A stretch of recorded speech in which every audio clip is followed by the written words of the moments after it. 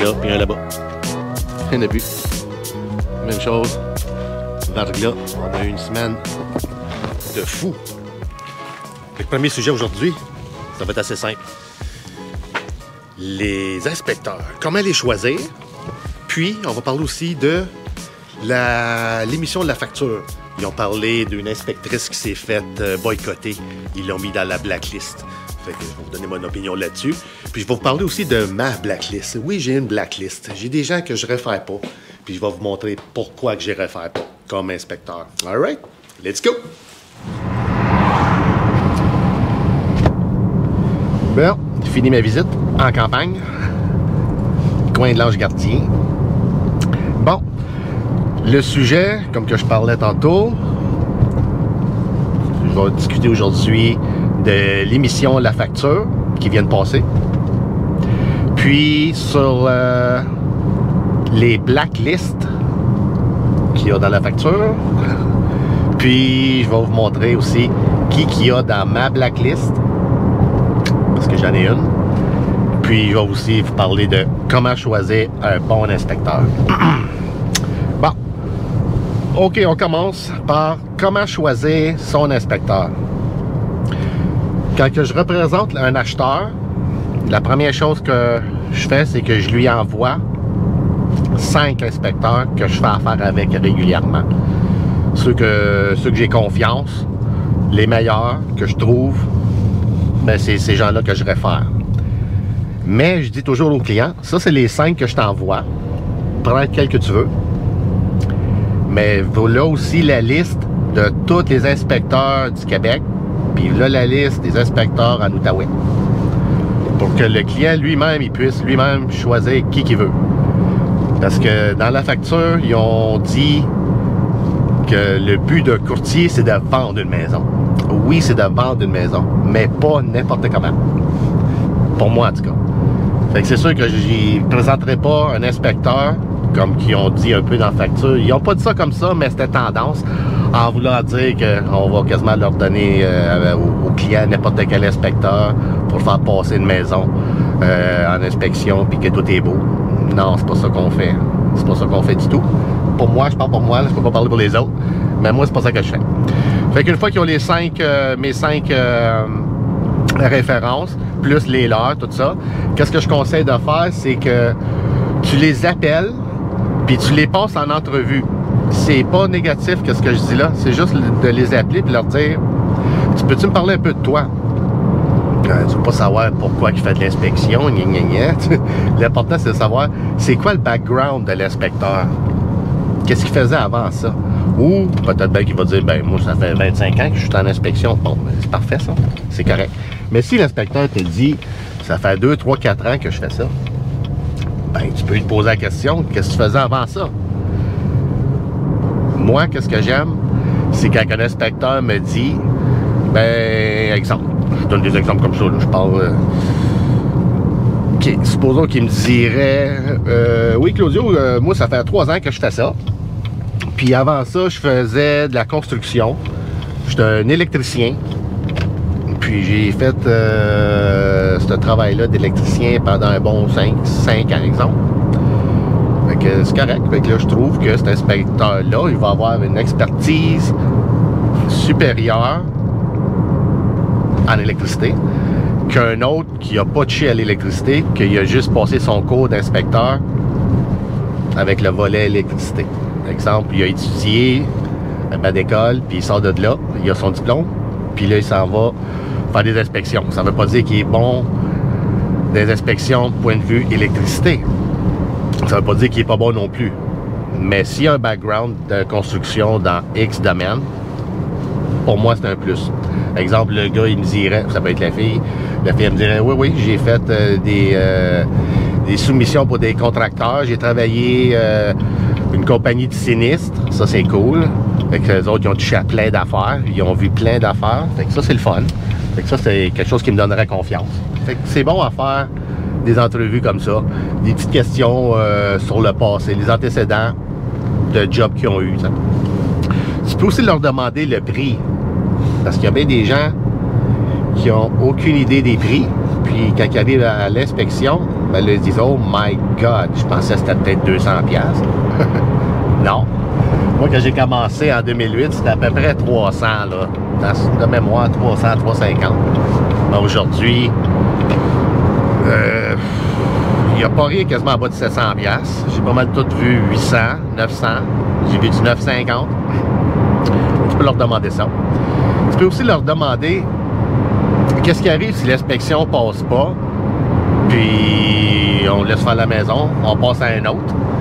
Peux-tu me faire un rabais sur la deuxième ou tu me changes le même prix? Comment ça fonctionne? Fait que ça, c'est d'autres choses que tu peux leur demander. C'est important aussi de leur demander c'est quoi les assurances qu'ils ont, les garanties, etc.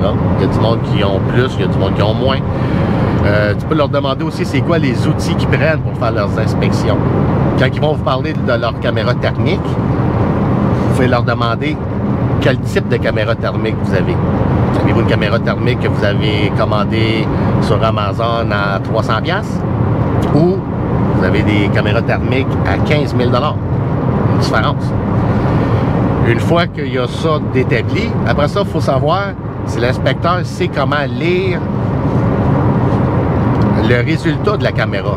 Ça ne veut pas dire qu'il y a du rouge, puis du jaune, puis toutes sortes de graphiques que l'inspecteur sait exactement qu'est-ce que ça veut dire. Ça ne veut pas dire que je compte ça contre les inspecteurs dans ce sens-là. C'est excellent, les caméras thermiques, surtout ceux de nos jours. Là, on voit à travers les murs. C'est vraiment, vraiment bon. Mais il faut savoir les utiliser.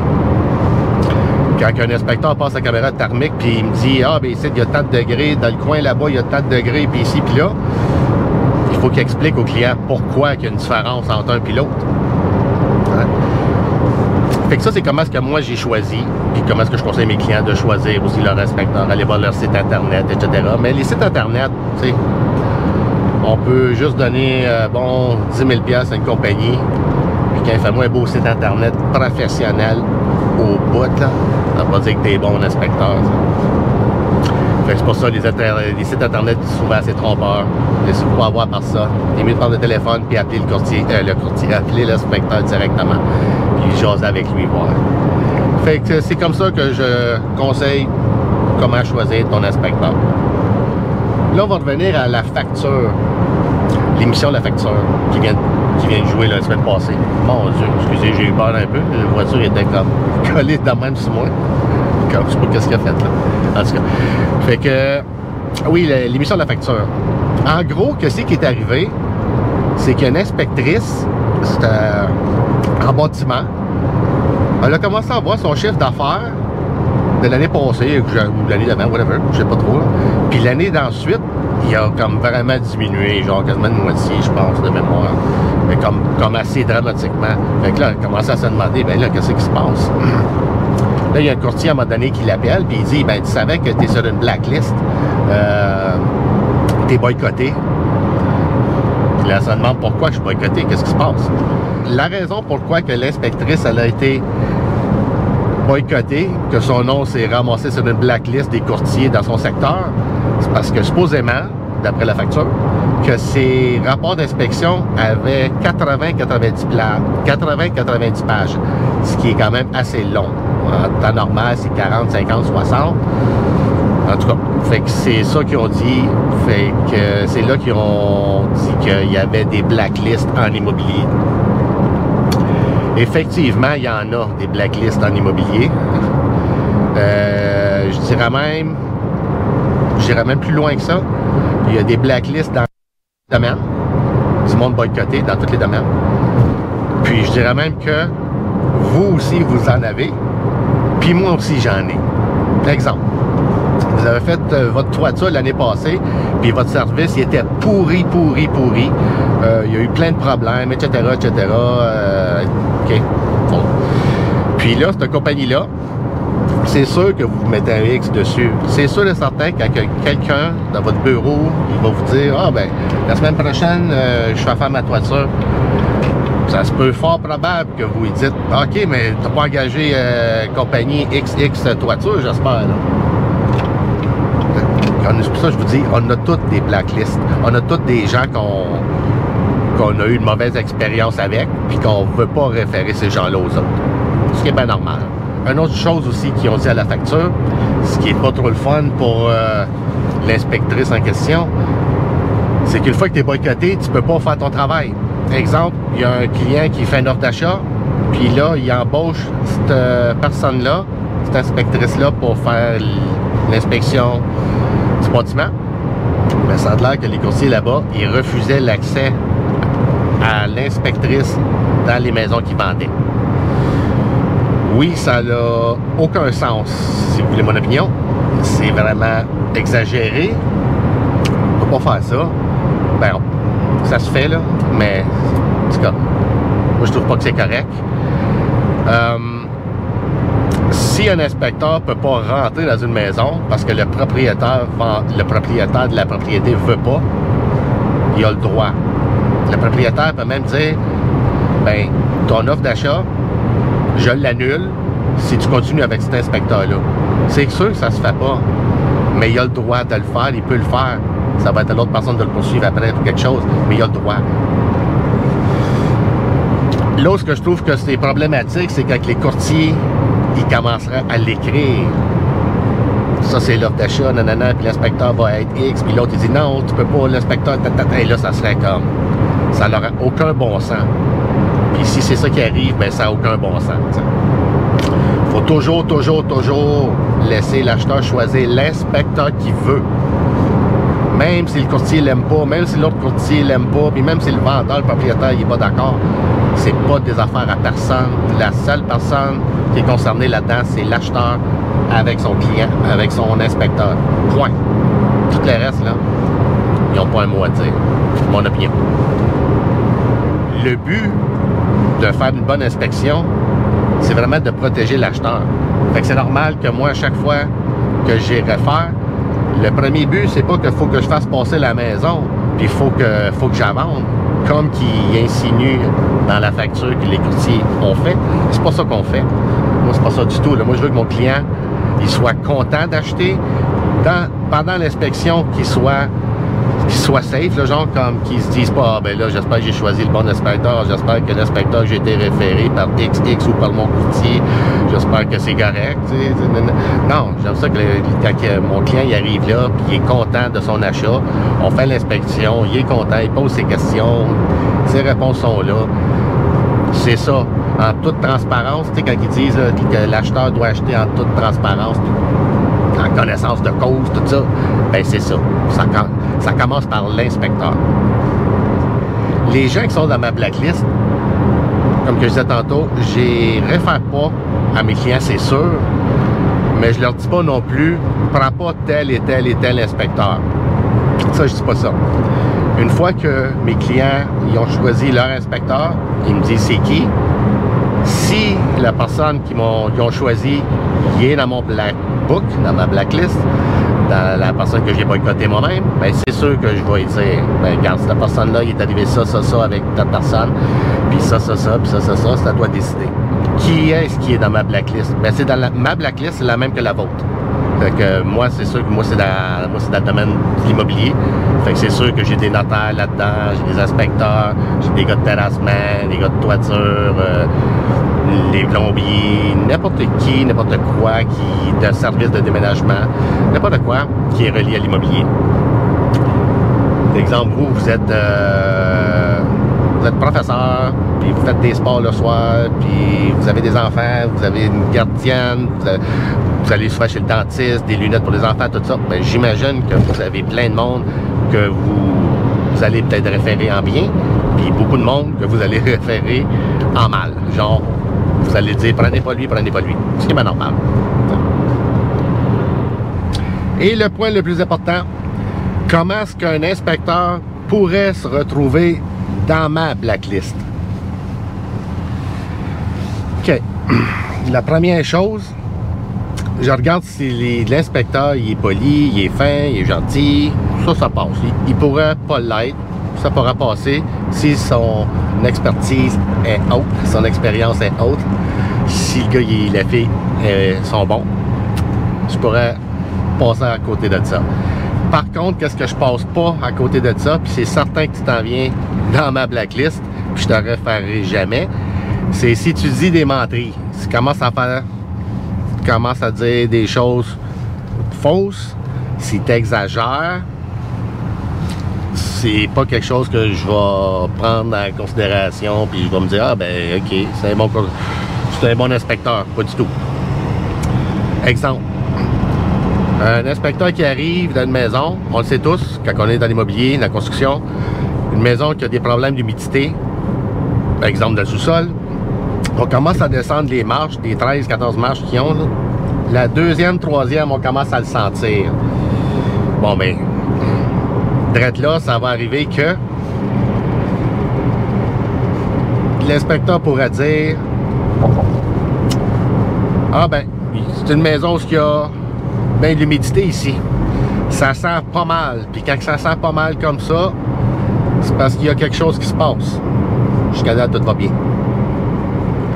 Mais si il arrive en bas, ou il commence à descendre, puis il dit, ah, pas de bonne maison, ça ici. Non, non, non, non, c'est pas bon. Ça sent l'humidité. On n'est même pas rendu dans le sous-sol, puis ça pue déjà. Tu peux le dire. Mais si tu vas pas me chercher la réponse de pourquoi que c'est ça, puis tu as juste dit ça au client, ben là, c'est sûr que tu référé peut-être pas après. Non, pas mal sûr que non. Une autre chose que j'aime pas, vu que j'ai quand même pas mal d'expérience en construction, je suis capable de voir quand il y en a qui exagèrent trop, qui poussent un peu la note. Je suis capable aussi de voir quand ils disent, exemple, ton panneau il est trop petit, ton panneau électrique est trop petit, puis ça s'arrête là. Il en rajoute pas d'autres. Fait que là, c'est à moi de dire, ben, je peux-tu rajouter au moins 2-3 autres lumières, ou si j'ouvre le mur là-bas, puis si je veux me rajouter dans la salle de bain, j'ai juste 2 luminaires, peux-tu en mettre 4, peux-tu mettre des spots dans la cuisine? S'il peut pas me répondre à ça, ça va pas bien, mettons. Hein? Fait que c'est sûr que c'est pas quelqu'un que je vais référer. Une autre affaire aussi que j'aime pas, c'est quand certains inspecteurs, ils pointent juste les points négatifs. Il n'y a pas de positif nulle part, c'est juste du négatif, du négatif. Ça peut arriver qu'une maison, c'est juste ça. Ça, c'est correct. Ça, je suis capable de voir, là, je suis capable de juger. Mais une maison normale, là, puis que c'est juste du négatif, comment? Aussi, on peut voir que quand la déclaration du vendeur est bien écrite, bien rédigée, à la dernière clause, la dernière page en bas, il y a un paragraphe plein, tout bien rempli comme il faut. Puis l'inspecteur s'ostine avec ça. Puis là, tu appelles le courtier l'autre bord, puis tu l'as en haut-parleur avec l'inspecteur, le client. Puis là, tu vois comment est-ce qu'il se parle. Quand l'inspecteur pose une question, le courtier l'autre bord, il répond. Parce que c'est le vendeur, le propriétaire de la maison qui répond, fait qu'il doit le savoir pas mal plus que ce qui est arrivé que l'inspecteur, la majorité du temps. Fait que là, tu peux voir c'est quelle sorte de conversation qu'ils ont entre les deux, puis tu veux voir là-dedans, tu peux juger si l'inspecteur parle à travers son chapeau ou il sait ce qu'il dit. Puis qu'est-ce que je disais tantôt, vu que je connais la construction, ben, je suis capable de voir aussi qu'est-ce qu'il va recommander si ça a du sens. Par exemple, il y a une fissure, puis l'inspecteur te dit, ah ben ta fondation est finie, ça marche pas là. Ou si un inspecteur qui vient puis qui arrive, il dit, ah mon Dieu, une fondation en bloc, ah, c'est pas bon ça. C'est sûr que c'est moins bon que du béton coulé, mais ça veut pas dire que c'est pas une bonne fondation.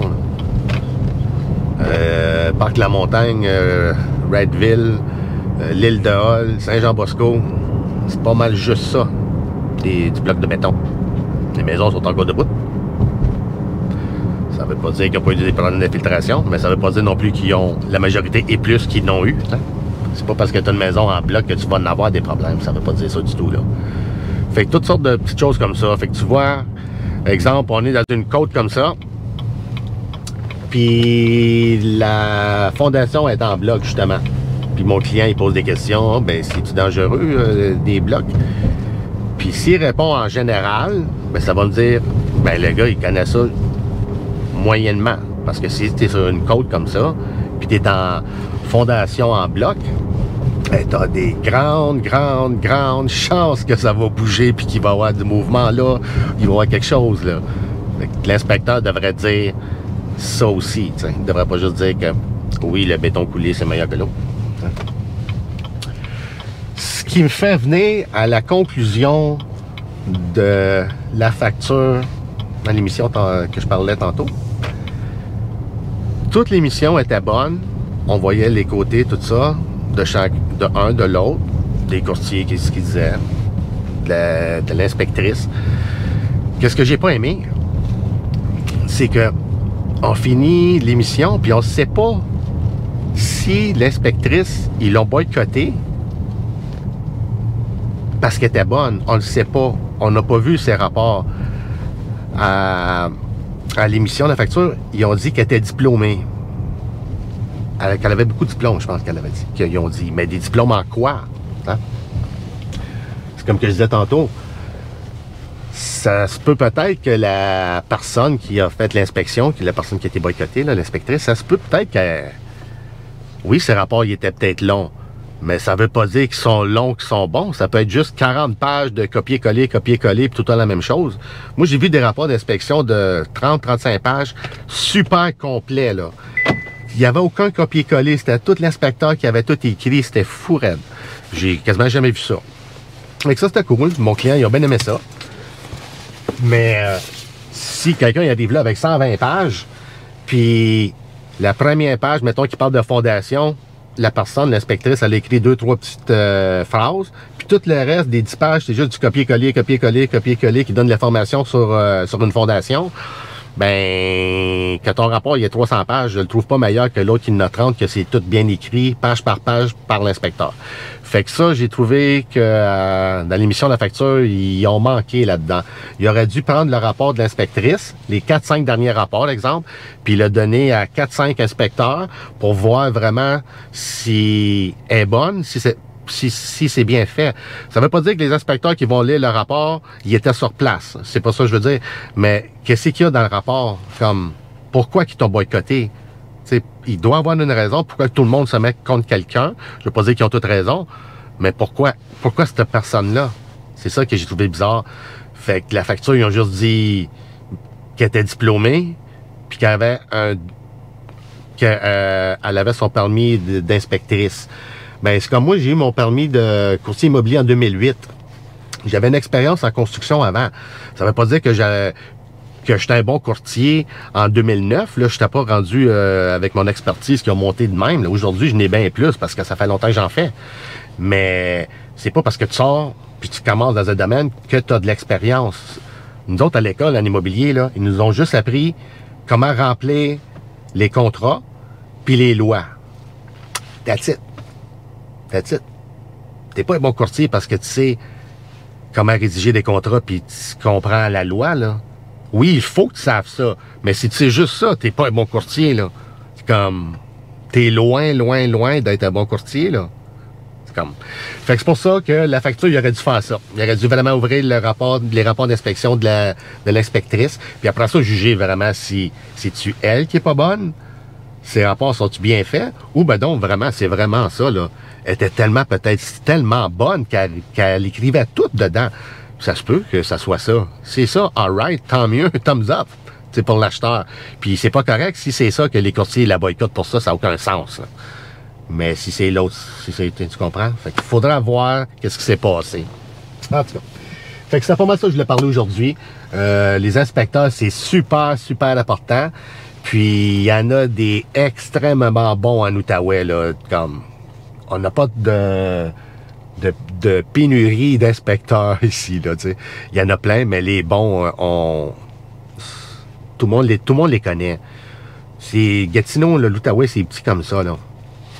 Faites juste parler à droite puis à gauche ou à votre bureau, puis vous allez voir assez vite fait que les mêmes noms reviennent toujours. C'est ça que je remarque. Les bons inspecteurs sont connus par bien des gens. Fait que c'était pas mal ça que je voulais parler aujourd'hui. On se revoit dimanche prochain, puis mercredi pour ma newsletter. Merci, bye bye!